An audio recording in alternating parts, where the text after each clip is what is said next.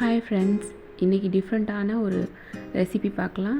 ஆயிலில் 2 வெங்காயத்தை ஸ்லைஸாக வெட்டி சேர்த்துருக்கோம்.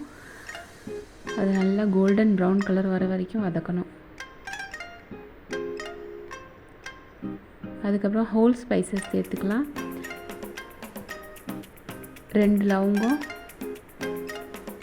2 தேஸ்பத்தி, 1 காஞ்ச மிளகாய், 1 பட்டை, 2 ஏலக்காய், 10 மிளகு, 1 ஸ்பூன் இஞ்சி பூண்டு பேஸ்ட், இதெல்லாம் சேர்த்து நல்லா வாசனை வர வரைக்கும் வதக்கணும்.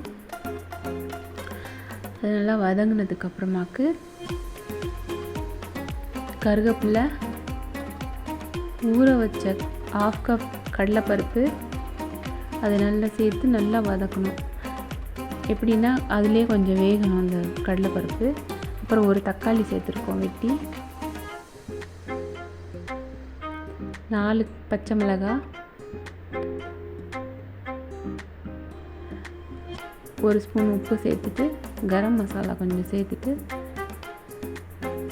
1/4 கப்பு அரிசி சேர்த்துருக்கேன். கழுவிட்டு 1/2 hour ஊற வச்சது, 20 நிமிஷம் ஊற வச்சுருக்கேன். எல்லாத்தையும் கிண்டிட்டு தண்ணி சேர்த்துக்கிறோம். 2.5 கப் தண்ணி சேர்த்துருக்கோம். எல்லாம் மூடி போட்டு வேகட்டும்.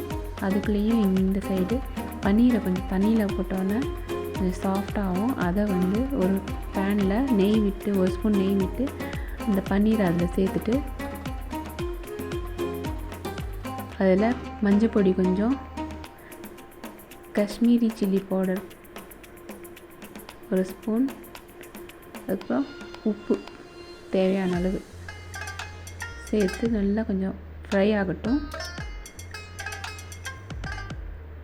எல்லா பக்கமும் திருப்பி விட்டு ஃப்ரை பண்ணணும். கொஞ்சம் நல்லா சாஃப்டாக ஆனதுக்கப்புறம் இந்த பாதி வெந்திருக்கும் அந்த புலாவ், அதில் இந்த பன்னீர் அந்த நெய்யோடு சேர்த்து ஊற்றிடணும்.